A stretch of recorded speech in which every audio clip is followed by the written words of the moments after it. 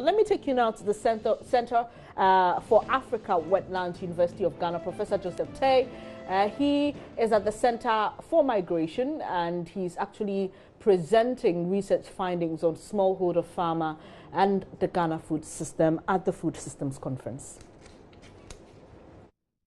About 12% in the eastern region. Only 15% across board of all the farmers have some form of tertiary education. And we don't think that that is good. If you are talking about technological uptake, farmers should be able to read and write. So it shouldn't be that we mostly have school dropouts.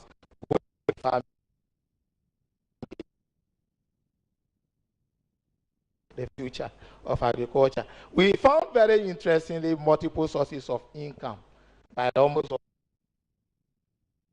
92% of them indicated that crop production is the major occupation that they were, or major source of income. The multiple source of income is good because if you are talking about diversification, we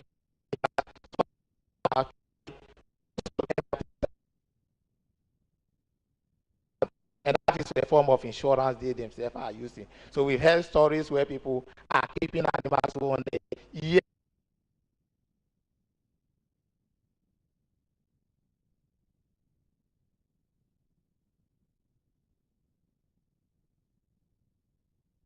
That's what the private sector can do, or what the government can work with the private sector to do in form of diversification. We've also seen some farmers were also involved in trading, which was good. And it was done, especially those in the north, for instance. Some can get down during the time that they are not able to produce because of the climate. Female farmers in particular were also involved, able to combine farming with something else, were able to get more,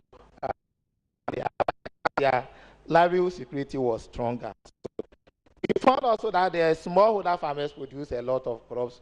The average was 2. In fact, it was higher in the forest zone, the Techima and the eastern region, where on the average farmers were producing about 3.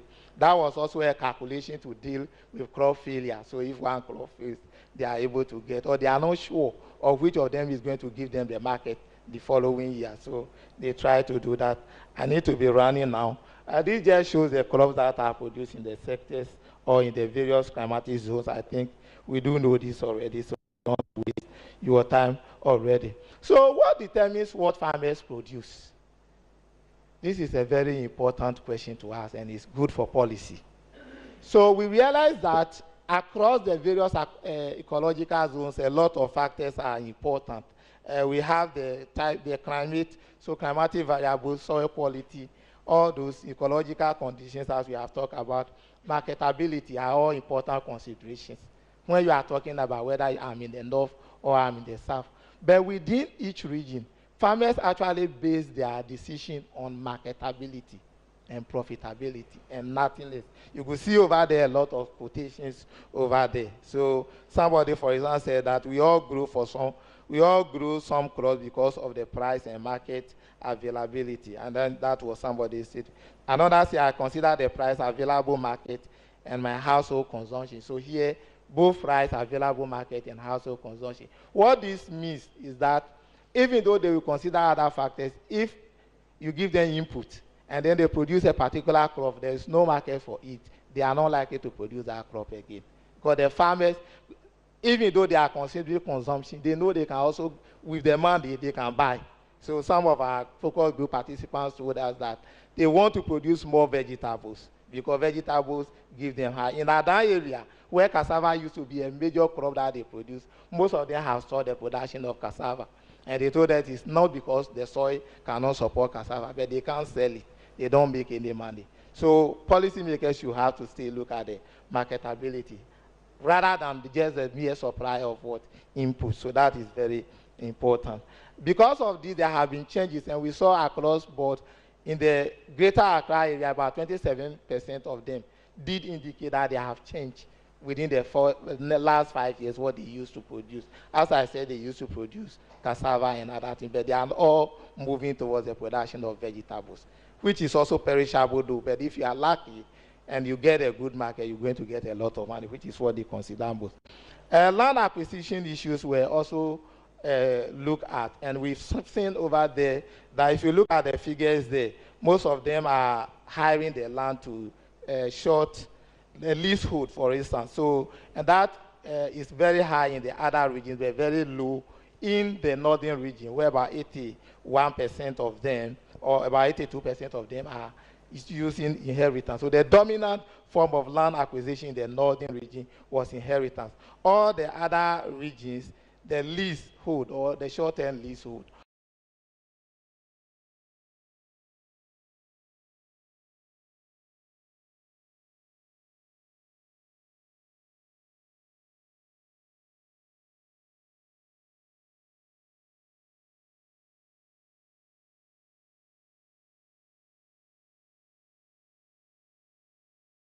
In the eastern region is very low, and this is understandable. In the forest zone where they don't normally do prowl and other things. So these were just figures to show the use of specific kind of farm machinery.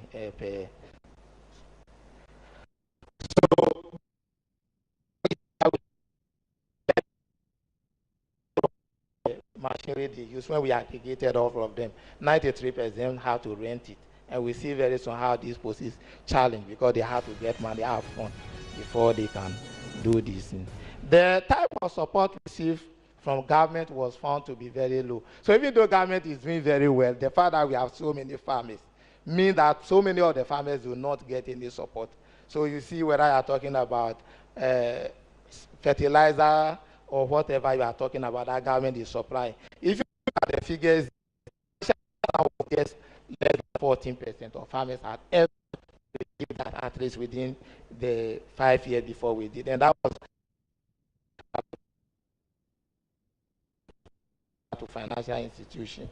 But when we come to general extension services, that is something that we have observed is very high in the eastern and the Brong-Ahafo region, where you produce cocoa. So extension services tend to move towards the cash crop areas. Perhaps it tells you again that our focus is more on cash crop. Very low in the northern region, 7%, and then very low in the greater Accra region. Training even on pests and diseases, again, eastern region 65%, Brong-Ahafo 37%, northern region just about 7% of those we interview. Again, focus on the cash crop. Training on marketing, again, you see eastern and Brong-Ahafo very high. Training on use of fertilizers and chemicals, again, eastern and Brong-Ahafo. In the greater Accra, just about 2%. So again, it tells you that we are focusing more on the cash crop producing areas than the full crop producing areas, which is not good as a country, and we will want to look at that. Even the support under the Planting for Jobs and Food program, that is the only one that we didn't see clear variations across the regions. In fact, it's very low. So we have just about 18% of farmers. So this is something that is a flagship program. But if you are talking about the actual number of farmers, again, it's because so government has released support for these, and the farmers are mainly, in some of the places you see, they didn't receive much. And when we look at what they receive under this program, mainly fertilizers, and then again, what? Seeds. Again, the farmers complain, and I'm happy that somebody has talked about that already, about the problems that they have. So you see some of their complaints on the Planting for Food and Job program. So some are talking about the quality of the input that they receive, and they think it's not the same as what they buy from the market. This may be a case that maybe government has given the supply contract or whatever to a company. It is likely. Or it may be that the farmers just have that perception. We don't know. But at least we didn't do any quality tests ourselves. But that is what they were telling us, that they are not satisfied with that. Some are also not satisfied with the payment. So they said initially they were told they can use their crops to pay, their produce to pay. Now they've been asked to pay in cash. The farmers in Ada complain that this they think is not, in the Northern Ghana complain that this they think is not very good. So these are some of the issues. A few of them indicated, though, that the fact that they receive input is good for them. So it's not as if they think everything is totally wrong. Things are good for them, but they think they should be consulted in the choice of the input, in the choice of the fertilizer, in the choice of the seed. That is what the farmers think they should be. Then we have looked at a few challenges that farmers face, which will be my last section before I hand over. So lack of access to credit, we do know that this is a major problem. So about 14% of farmers reported that they benefited from government financial support. The rest said they did not benefit, and this was a problem. And you could see over there, they had to then depend on microfinance institutions, interest rate very high. They also sometimes had to borrow from informal money lenders. And the informal money lenders, some of the stories we heard was very worrying. You could just borrow maybe for just at the planting season, you just borrowing 3 months and you have to pay a double of what you borrow. In fact, the informal market has nothing to do with calculation of interest to say per annum is 12% or 50%. No, you just take the money, even if after 1 month you need to pay, you bring a double. That is a simple calculation in the rural economy. So some of this, it means that some of the farmers, whether they make profit or not, they need to give a double. One account in the other area was very interesting in the sense that, so even if you borrow the money for just 1 month and then you've gotten the money to pay, the double payment, which is 100% applies. So it means without support to farmers, they are suffering a lot how to get money to do the other things. So you see a statement over there, especially during the planting season. They also talk about low access and poor quality of inputs. We've talked about that already. A lot of issues were talked about over there. Some of them say they find it difficult to access high-quality farming inputs. Some because they don't have the money to pay, so we cannot talk about that. Some because of the distance they have to cover. Some because they are waiting for the government supply of fertilizer, and that delays. You see a quotation over there, late arrival of subsidized fertilizer, which is a problem. So one person says government subsidized fertilizer doesn't come on time, which forces some of us to go and purchase fertilizer elsewhere at a higher cost so that we can be in line with the season, because the farmers are calculating in such a way they need to plant early so that they also get what? The good market. And if they are waiting for the government subsidy fertilizer to come and it doesn't come, it means that they have to force to look for the money. So this is another issue that was talked about. A poor quality of input was a problem. I think in our previous research we hammered on that, so I will save time on that. Environmental changes was mentioned. We had expected this, where most of them are rain-fed agriculture and it's not rain. See a number of quotations over there where the fluctuation in the rainfall, on the onset of the rainfall, is a major problem. Soil quality issues, and this would have meant that they will have irrigation facilities, but we saw in some of the videos that we show already how it is difficult for them to depend on irrigation facilities.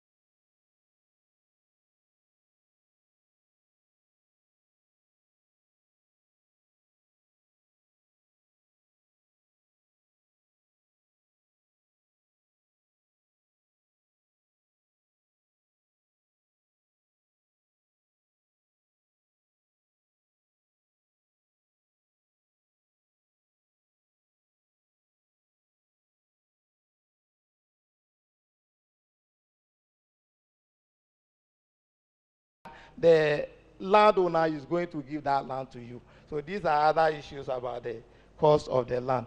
They also face challenges of farm mechanization, and the Ghana government has done a lot in terms of provision of tractors.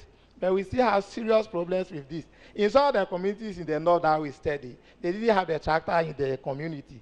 And so you have to make arrangements to get a tractor from the nearby community to come and plow for you. In the other communities where the tractor exists, you still need to pay for them to start the plowing for you, because we don't have programs that allow farmers to have a free tractor to plow for them that they can pay later. So I think this is something that we have to look at. And in Adan, they told us a very nice story that so the tractor man, who is a private man, is looking for the money. And if he's your friend, he can give it to you sometimes on credit. But when the planting season starts and everybody is on him, he's looking for his money. So even if you are a friend, you can't get that free credit at that time. It means the poor man will have to wait till the tractor man finishes for our other people, by which time he's not going to get a good market. So this is something that private sector people and the government may want to look at. Inadequate essential service, we've talked about that already. The government is doing well, especially in the non-cash crop production areas and especially also remote areas. It may be that we have extension officers in their communities, but maybe they are not doing as they are expected to do, or they are overwhelmed. Some of them that we spoke to said they are overwhelmed. Some of them said they don't have the resources, especially traveling from one community to another in the remote area. So that is another. Then the post-harvest losses was much, about almost 70% of what the people produce in terms of perishable crops are sometimes lost. Look at some of the quotations. Somebody said it depends, but you can lose up to 70%. We're talking about tomato producers, for instance. And sometimes they just allow their crops, what they produce, just to go. They just leave it there. Because the women are not, the traders that get to the market are not able to buy. They don't have, these places don't have markets. Traders have to go there. And the traders that go, they have to determine how much they are able to buy. Sometimes they just give the produce to them. And then the following week or following month or whenever they go back there, they pay them. There were situations where they gave the goods to the traders and they never go back to those villages. But the farmers have no choice. So they have in their mind thinking that, and that is linked with what? Marketing challenges. They have in their mind thinking that they are being cheated by the traders that go there. If you look at some of the quotations that they made, they have in their mind that the traders are cheating them, because they determine how much they will offer them for their goods. These are some of the constraints that they face in terms of marketing. So lack of market access, or the prices offered them are low. I think that was cited by many people. Bad transportation network also work over there. They can't transport their produce during the rainy season, and this is because they don't have good roads over there. So a number of market challenges mentioned over here. And as you can see, the last one, say, they cheat a lot when they buy from your farm gate. And then here they mention some of the differences. Somebody also said, the buyers are complete cheaters. So it will be good if the government steps into buying the produce. So you see, all over the years, we are focused on the marketing of cash crops. They have guaranteed price. Food crops, we have not focused much on. Farmers are producing. Some of the time, they just have to leave everything to go with. And these are some of the problems that we look at. With all these challenges, there are opportunities, though, in the production sector. A few of that we have a lot of people into farming. The population in the rural areas is still quite high. These are opportunities. The Ghana soils, or the climate is very good. We have different climatic zones that support the cultivation of various crops. So these are opportunities. Wage levels in rural areas are very low. So in fact, if you are investing into farming in the rural area and you have the right incentives, you can make good profit. There's also opportunity for farm mechanization. We do know our terrain as against terrains in other countries, almost flat land in many parts. Again, despite the fact that the farmers were complaining about marketing and others, majority of them think profitability is going up, and that is a good sign that even though they are facing challenges, if they are able to manage this, they can make more profitability, because we have a large urban market now for consumption. So getting the food from the rural area to the urban area will be very useful. On this note, I hand over to Professor Joseph Yaro, who will take us through a few slides.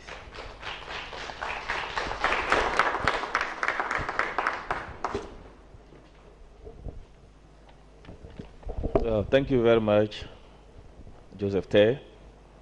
Now it's not the term of Joseph Yaro. So, I hope no one is sleeping. Yeah, maybe you can wave at me so that I'm sure that I don't have an empty room. Okay, so now I'll move straight to distribution. When you produce the food, you have to get it out to the consumer. And the consumer doesn't come to your farm. Your consumer gets the food from someone else. How does it move from your farm to the consumer? What are some of the problems that we have? What are some of the opportunities that this area has? Is this area the main hurdle to agricultural production? Is that the area that is orphaned by government policy? From our study, the food distribution component of the food system is mainly controlled by the following agents or actors. We have the aggregators. We have itinerant traders. Of course, they are not just unpurposeful movements. These are people who know where what is supposed to be found, at what prices, and at what times. We have market queens. Of course, market queen can be either an aggregator, but that's the term that Ghanaians prefer to call women who are into high time, big crop, food crop buying. Then we have retailers. Of course, retailers, you have, these are sub-traders in markets. Retailers also can be supermarkets, right? All these are under the main aggregators. They are found at destination markets, and they are the contact persons for consumers. Interestingly, there is an increase in street vending these days, and the various district assemblies, AMA, everything, they are having a big trouble dealing with street vendors. That right now you're beginning to have food. You know, I don't know how many of you have seen the boys, you know, with yams, you know, on the streets, you know. You even have onions, right?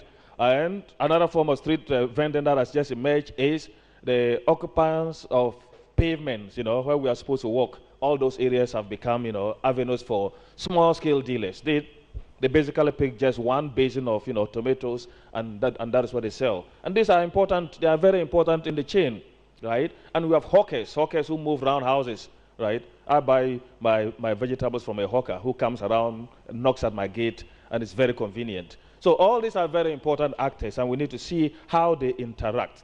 So basically, we have the middlemen, of course, I mean, pardon me for my gender insensitivity, middlemen who facilitate the distribution process.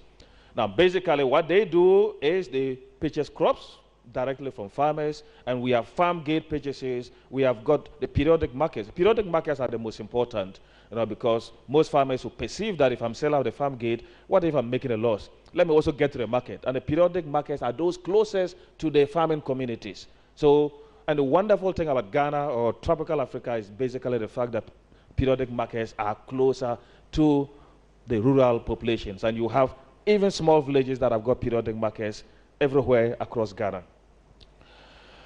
Now, a new trend, a new group of actors are agents who supply hotels and restaurants.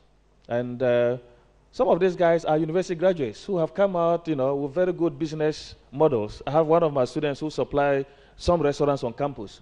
And these are new actors, and they move to farmers and provide a new source. And, of course, you have big actors in there. You have Nestle Ghana, you have Guinness Ghana, right, who are even involved in outgrower arrangements for farmers for millet and sorghum. So, also the same as the poultry industry, who are sourcing raw materials from farmers. I think this diagram will do justice to the whole of the presentation for food distribution. So, you have the producers. They are you guys, the farmers, right, of a few large-scale farmers or medium-scale. Actually, in Ghana, when you say large-scale, there is a whole confusion about who we are talking about. Most large-scale farmers are people small-scale farmers describe as having stepped out of small scale into something bigger than they are, right? They are considered large-scale. So even when government is talking about large-scale, they are interested in those in cocoa farmers who are somewhere 50 to 100, right? Not the kind of large-scale farming that we talked about when it came to acquisition of large-scale lands, you know, from 2008, who are normally in thousands of hectares. Not that group. So the large-scale that the previous speakers talked about could be from 50 acres upwards. And if you take the mango sector, if you take oil palm, that is basically what smallholders would describe as large-scale. We could have a whole debate on that, but it's good to categorize this in the context of the country. So producers, small-scale holders, the emergent large-scale, then the real large-scale. They are up there. They produce. Market agents go to them. These market agents, then also deal with itinerant wholesalers. But you can see at each level, for each actor, right, though you might have a vertical link, they also have horizontal links. They have their suppliers at the sides. So the producers at the top, also they produce first for their homes, right? They produce for the immediate community. You have got home consumption, local markets, and you have a hospitality industry that is beginning to source. So for instance, we have got a restaurant called Asmera, and they go all the way to Eastern region, all the way to farming communities to buy purposely from farmers they can trust. Then you have the hospitality industry, of course, being supplied by market agents of the supermarkets. You know, I mean, it was nice to see that even, what do you call it, at the Accra Mall, what's the name? Of the, yeah, ShopRite has some Ghanaian pineapples, right? I think probably that's the only thing I saw. I don't know about most of the other fruits are from South Africa and what have you. Then, of course, you have the itinerant wholesalers who are dealing with street vendors, right? Roadside stores, roaming vendors, and of course, but that is the terrain for retailers. But at every level, you have got some cross-cutting, you know, activity. So we don't really have a very smooth system, but at least you can associate particular agents with particular consumption base. Now, an important one that we put on the right-hand side is the food processing industries. And this can either be regional or international. And this is the poorest, the most undeveloped that we have on our food chain. I'm sure many of you remember Nkulenu, right, industries. These are all dying. They are all dying, right? Very few of them are viable. Many of them are based on the order. You have to order before they even produce. It tells us that we are in very bad shape. Now, just a simple illustration. Take plantain. Just to give a vivid description of, you know, one of the small chains. Now, this is the main crop in the eastern region, right? Main food crop. Now, what do they do? How do you market this? The communities that we dealt with basically have a periodic market in the Ahoma. Sorry. Yes, Ahoma. Okay, let me just say that Ahoma market, right? Now, this is normally brought to the market by farmers or by the aggregators. Aggregators could be, now take note, the term an aggregator can be confusing because it can be a huge guy. It can also be a village lady who goes around and buys, you know, from different people. Now, this is sold in bunches to itinerant traders who come from Ashaiman, Tema, and Koforidua market. So every market in Ghana tends to have buyers from all other markets in Ghana, which is really good. It tells us the level of integration of our markets, that we are not locally or regionally based, right?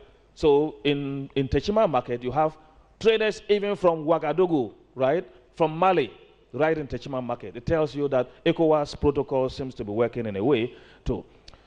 Now this plantain is then supplied to other market vendors, to retailers, to bar operators, restaurants and hotels in the main urban centers of Accra. So the link is quite unidirectional, but the actors are multiple.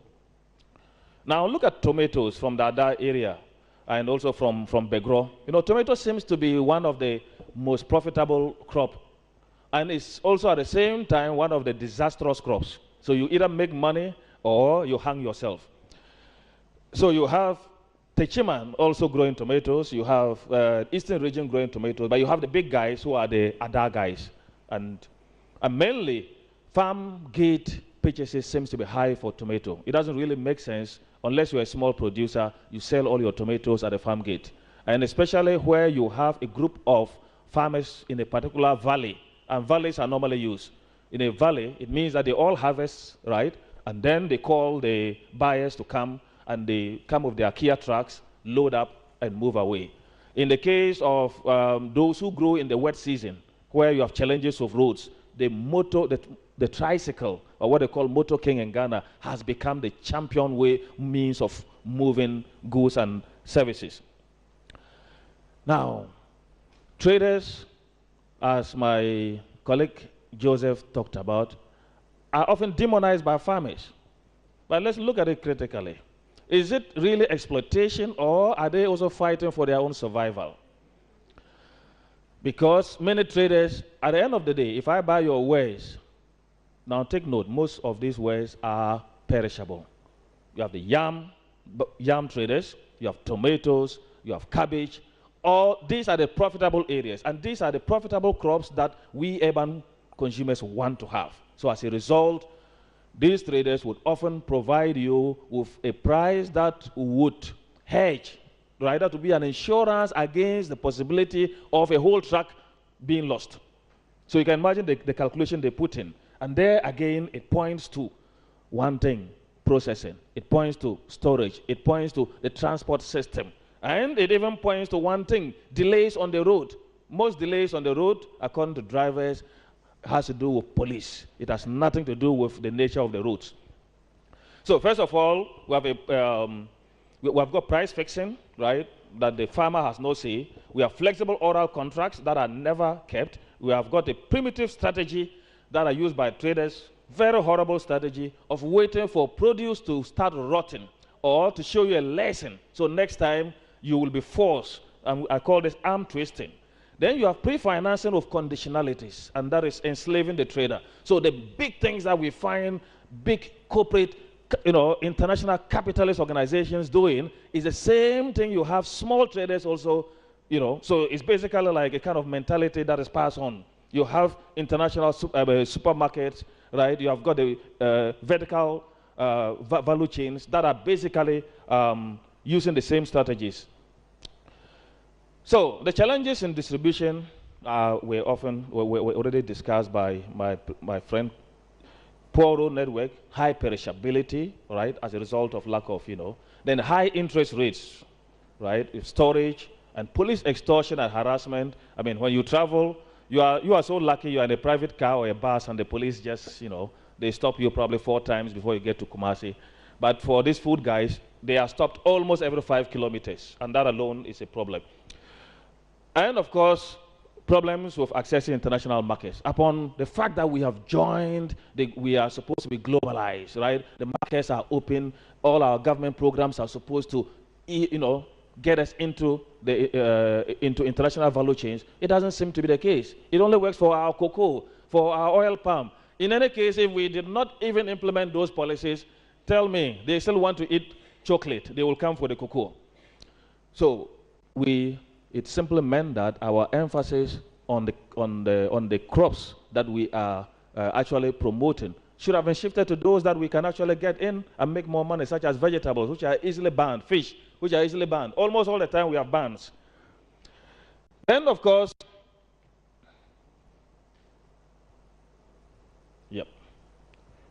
so one of my main worry was, can traders trust farmers? Why? Because there's poor financing by the state, by NGOs, by microfinance. The only guys we have available now are traders. Because traders want to promote farming, because if farming goes down, they go down. And yet, when they help farmers, farmers do not keep to their bargain. But just as you saw, when farmers, provide credit to traders, right, they don't also return. So how do we build this trust? And as I said earlier on, market integration seems to be good. I mean, spatially, we are well connected. And this is as a result of the huge infrastructural gains that we have made in this country over the past, 15 years. Beyond that is the fact that seasonality, actually necessitates that we trade with each other. You have different regions producing cassava at different times. And since we want your fufu, you still have to get cassava from Ashanti or BA to Eastern region. Several opportunities abound. I think this is the subsector of the food system that we need to leverage on, right? Now, distribution, I think, promises the most employment opportunities that are attractive to the youth.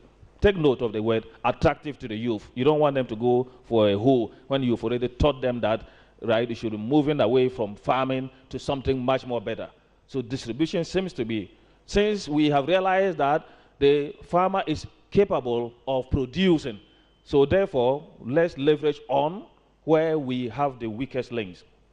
Storage systems, will you believe that in the small village of Kadia in northern region, you have investors there. When I say investors, these are just simple farmers who are building small warehouses of 14 by 14 feet, and they are making money. They are seeing that this is an avenue for making money. Please, where is our buffer stock company? Small farmers are making money, right? Then beyond that, I think we have greater export possibilities still. I'm not debunking our neoliberal entry. I think still there is a lot to be made there. We have China and others opening up their markets, so probably you don't have to fear so much of the bans you get from the EU. Now, there's, however, a strong need to regulate the markets and streamline relations between farmers, traders, and transporters. We cannot leave the system open. And I think this is where the government must act. And the government should not be afraid to act. Now, what are we eating? You and I, we are the consumers. What are we eating? It is our consumption decisions that defines the agricultural sector. If we make the wrong decisions, we destroy agriculture. If we make the right ones, we make the farmers smile, we improve on their livelihoods and food security. So basically, as you can see from this table, what do we eat in the regions of Ghana?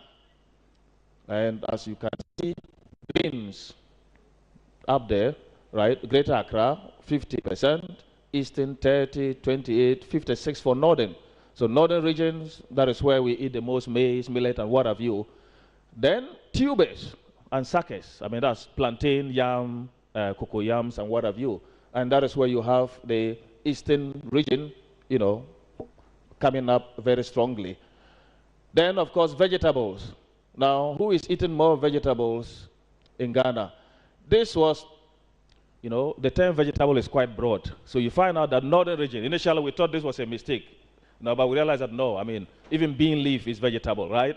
Alefu is vegetable. So it's not just salad, you know, cabbage and whatnot. So you find out that even Northern region is doing very well. But in terms of fruits, right? What do we see in terms of fruits? We find out that Accra, strangely, where I thought we should have had a huge market, but I think it's because of the selection of Ashama market, right? And also the type of consumers compared to probably if we had met some of the elite, maybe you don't go to markets. That is why we did not capture that, you know. All right. Then, please, this is important because then this helps all of us to think, so what is the way forward? Look at each region. We want to find out, right, what is the origin of the foods that we consume? And imported, right, dark, other region, right, and then local being red. And I'm so delighted that in the various regions, we are eating overwhelmingly our own foods. Now you find the green from other region, which shows the seasonality, right, and the complementarity of different market segments. But then Accra, of course, you don't expect Accra to, you know, show, even though we have huge farmlands in Accra, right, but that, as we showed earlier on, they concentrate on vegetables and high-value, you know, products. But Accra tells you that almost all their food comes from other regions. And then, but in terms of imports, Accra and Brong-Ahafo, right? And Eastern region was very high. But when you probe Eastern region, you find out that 80% of the 23% is rice, mainly rice, right? Indicating that, showing the importance of the intrusion of rice into the local foods. Now let me just, okay. So, what do consumers not like about locally produced foods? This is a very important question. Because, so for the farmers, listen carefully because this will direct what you do next. And beyond that, of course, this should direct what policymakers should do in order to make Ghanaians eat Ghana. And here, as you can see, the quality, poor quality, right, is the major concern of our consumers. And poor quality, almost same percentages, right, across board, right, except in BA, which is a little bit, you know, right. Then, of course, beyond that, you have issues of unreliable availability. Now, if you look at the percentages, you might I mean, you get it wrong because it is across, right, the regions, not. So look at the absolute numbers. So poor taste, not that many, right? Poor packaging, wow, 116, right? That's almost a third of our sample. And of course, you all know poor packaging. When you go to the market, they put in a lonka, right? You know, push it onto some black rubber for you. The sack from which it's coming from, even the store, market store where it is, you know, kept, it discourages you. Compared to if you go to buy, what do you call, lele rice, right? You know, the store looks really wonderful. The pack comes out. You have another rubber inside. It's probably, you know, I mean, you don't find weevils. So these are some of the things that consumers are talking about. And most importantly is high level of perishability. That over the past 10 to 15 years, Ghanaian agricultural produce are beginning to rot faster than we know them. And the farmers at Nankuma, for instance, said their yams, those of their members who use herbicides, right? Herbicides to clear before they produce the yam mounds, have high level of perishability compared to those who just use a normal burning, even though we hate burning, we tell them not to burn. But the burn probably is much better than using herbicides. So we always have to look at the alternative. What is the counterfactual? So this is an increasing problem. High use of chemicals and its relationship with perishability. I'm not very sure about varieties. Probably the agronomists will tell us whether the variety matters or not. So, but as I said earlier on, this is a summary of what I've already said. It's really wonderful to see that many of us are still consuming food produced in Ghana. However, it's worrying to see that there is an intrusion of high levels of interest and growing taste for foreign foods. And of course, admiration for the refined and the nice looks. An old lady in Tamale told me the other day when I was going there that, oh yeah, buy me white rice. I said, what is white rice? I eat local rice. And she wants white rice. I said, come on, you belong to a generation that should, you know, help us promote. She says, no, she's eaten that all her life. Now she wants white rice. So, of course, a few of the imported products that we have now are mostly meat and dairy, vegetables, and some cereals. And the cereals we all know is rice and wheat for our bread. Now, the reasons for consumers preferring imported products were mainly one, for quality, right? Very good packaging, standardization. Standardization, I repeat that again. The fact that when you buy jasmine rice from Lele, it's the same jasmine rice. The fact that when you buy jasmine rice from the Volta region, the possibility that what you get this week and what you get next month are going to be different is very high. How do we deal with this? And of course, now, so coming towards the end, since I have some 4 minutes. Now, what has been driving our food system? And here I will summarize this because as I give you the block points, I'm sure you can make some sense out of it. Now, first of all, we are not isolated. We are part of the global economy. So we are in a global world that has its own global political economy. And a political economy whereby some countries are much more powerful than others and whose policies end up defining what we all do and how we all behave. And of course, that is why we all end up with neoliberal systems. Unfortunately, neoliberal systems simply gives room for those who are powerful. So who ends up being the winners? The winners are those who are able to tell you what you should do and who you cannot tell what they should do. So as a result, EU can tell you that they don't want your vegetable because it contains some toxin. You have no way of even verifying it. Whilst you would eat their chicken even if it has been thawed many times. Whilst in the same EU, if chicken thaws once, it cannot be frozen again. But we are eating that every day. So there, of course, the orientation of our economy is more towards openness. Openness, right, which is supposed to link our farmers to their markets, which is supposed to be good. Unfortunately, your farmers do not have the same muscle as their farmers. Vertical networks can be abandoned, just as we saw with our traders do to farmers, the same thing. You have contracts, right, that can easily be broken. You have pineapple farmers in Ghana who have lost massively because you have the retailers in the north severing those links. Of course, then what about national political economy? This is a reflection of the global political economy, right? We don't do things differently. We do what the whole system does. And we claim that it's because everyone is the same. It's a lie. It's simply because we are forced to do what the system tells us to do. But probably we can be smart within the system. It's possible to have some loopholes that you can, harvest for your own benefit. So as a result, the modern productivist model of agriculture that we are silently prioritizing, right? I mean, that silently prioritizes medium and large-scale farmers, which Ter talked about, is one of the trends that is killing this. And I would dare argue that government policy in Ghana, and for that matter, Africa, involves piecemeal interventions, right?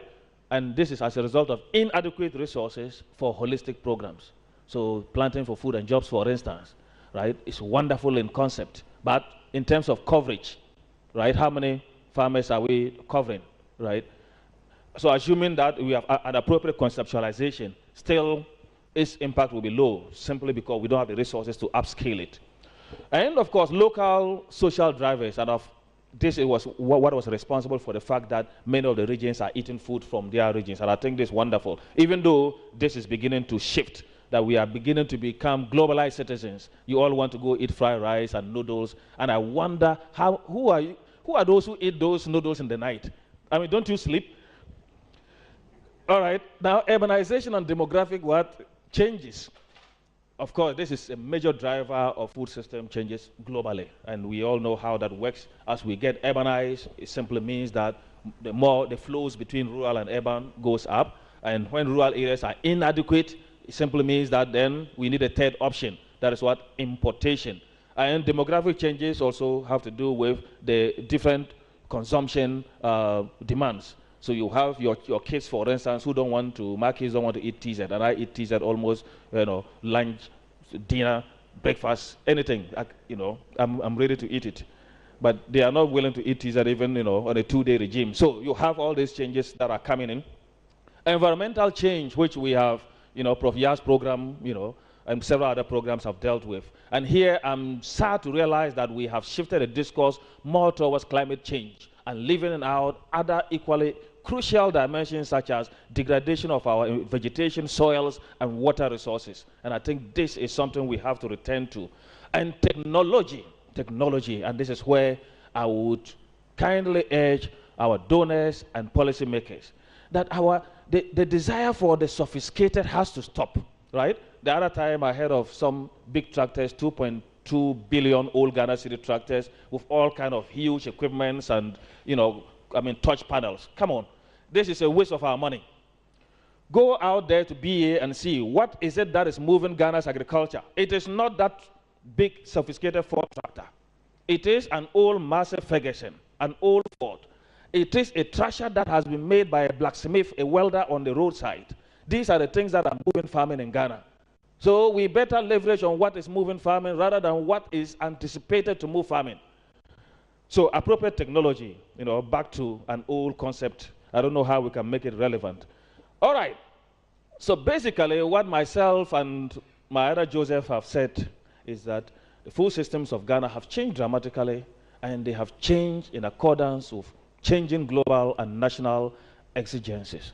It is the drivers at both global and national and regional levels that are moving what we are seeing. And basically our farmers will have to obey this logic, and they are highly adaptable. So as a result, they do their best. But as we can see, there are lots of difficulty in production and marketing. But we think that the distribution system, as I've already mentioned, holds promise as the catalyst of growth for both agriculture and industry, and has huge employment potentials. Therefore, policies to enhance smallholder farming should tackle more of the distribution component, dealing with transport, processing, storage, pricing, and harmonizing relations in marketing. I don't know how we'll do this, but I'm sure the policymakers will think of how to do it. How do we harmonize relations? How do we encourage people to see that this is exploitation?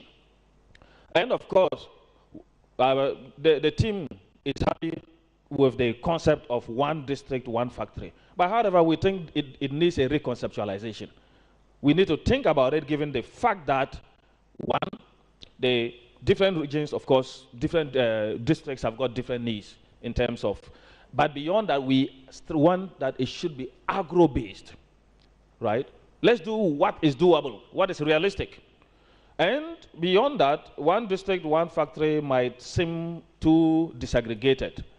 There are some things that you can do at district level only. So can we think about the benefits of economies of scale?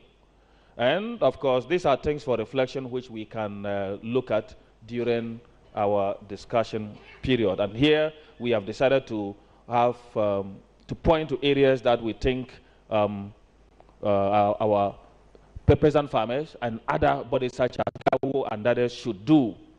But I'll just mention one here. We need an Eat Ghana Act. How many of you would support that? Eat Ghana Act. That means that we don't use taxpayers' money to pay for Lele rice, right? You buy rice from Volta region or from Nalergu, right? And this is not in contravention of any rule because we have Fly America policy. That means that you can't use American taxpayers' money to join KLM. And of course, industrialization should be agro-based, right? Why do you want to do the impossible? Let's not go back and copy Nkrumah, right? Import substitution industries where all our raw materials and whatnot. Let's deal with things that need support. And then, of course, but there we have a caveat. We are saying that we should encourage majority shareholding local industries. If we don't do this, people will begin to be unhappy with the industries that come up. If you have Indians in a particular district making all the money, the local population in no time begins to feel bad about it. So how do we have a system whereby both, international and local investors are cooperating in a way that we think, And I am particularly interested in this last point, that we should please rethink corrupt and ill-conceived public-private partnerships. So far, most of these public-private partnerships are avenues for looting. And we bet it's high time that we think about serious reforms or even discourage them. After all, you have included and others who are doing well. All we need is that how do we give them the right incentives to grow? That is it. And of course, building farmer capacities that the PFAC has always been doing. And here we are saying do not leave out productivity. Please, productivity is still a challenge. But let's bring in quality and food safety. Because of food safety, you have big guys in Accra, those who have the money, not buying local produce because they think that the watermelon I'm buying has just been sprayed with a pesticide, which will poison my kids. Let's get this mentality out of, And of course, the distributional challenges, we have a few thoughts on that. And as I've already mentioned, mechanization. Please, appropriate technology. Pay for prototypes. Government should pay for prototypes. Prototypes, what works elsewhere. And then, of course, building on successful strategies. Many things have worked well in Ghana. Many things have worked well in other West African countries. Why do we want to try something you don't know only to fail again? Thank you.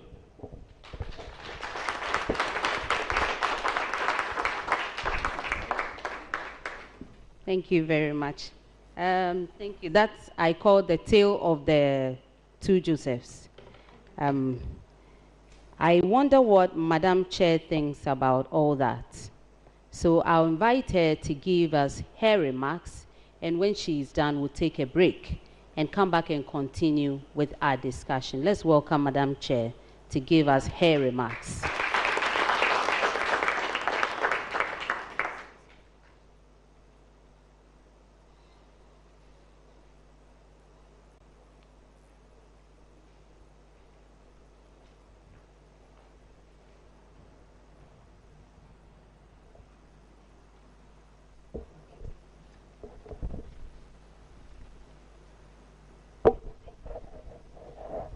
Right. Let me start by commending the people who initiated this whole concept, the idea of calling this meeting. I think it's a great idea. And I also like to commend those who are delivering the conference, the 4 organizations that have come together, plus the 2 organizations, OSF and Oxfam, who are making this possible through their funding. I do not intend to repeat the excellent presentations that have been given. And I think both of them have left us in no doubt at all of the extreme importance of the issues we are talking about. We are told that the food we eat, the bulk of it is coming from smallholder farmers. Why is it that these are the poorest groups in Ghana?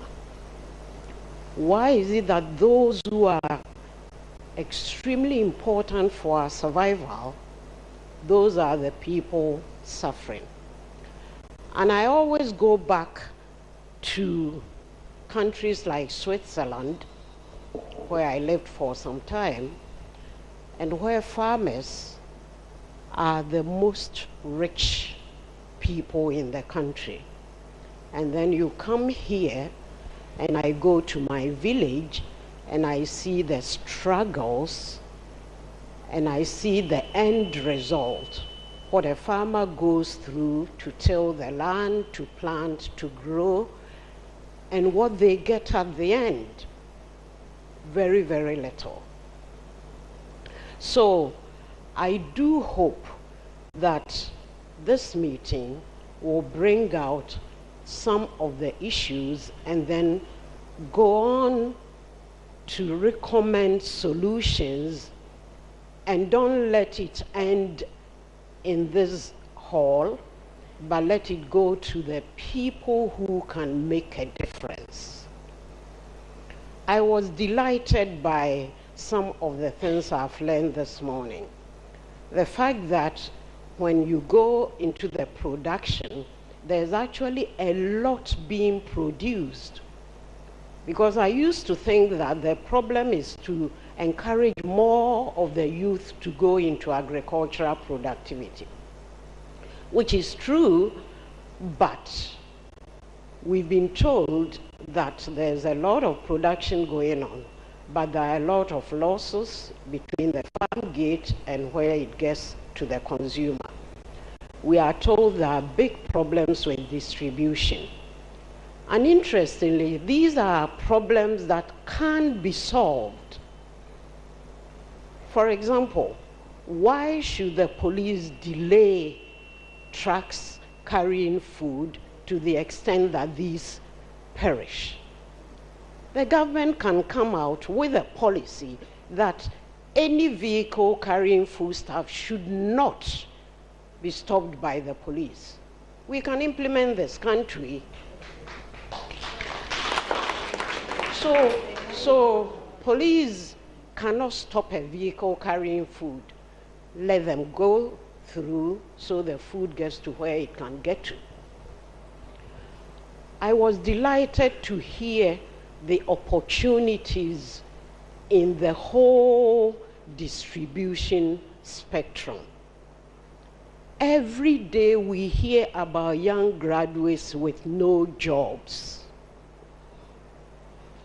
We are accused that we are probably not training them the right way, and that's why they don't have jobs. And as I sat here listening to Professor Yaro, I was saying to myself, I wish I was a little younger, because there are so many opportunities that I could go out there and make a lot of money.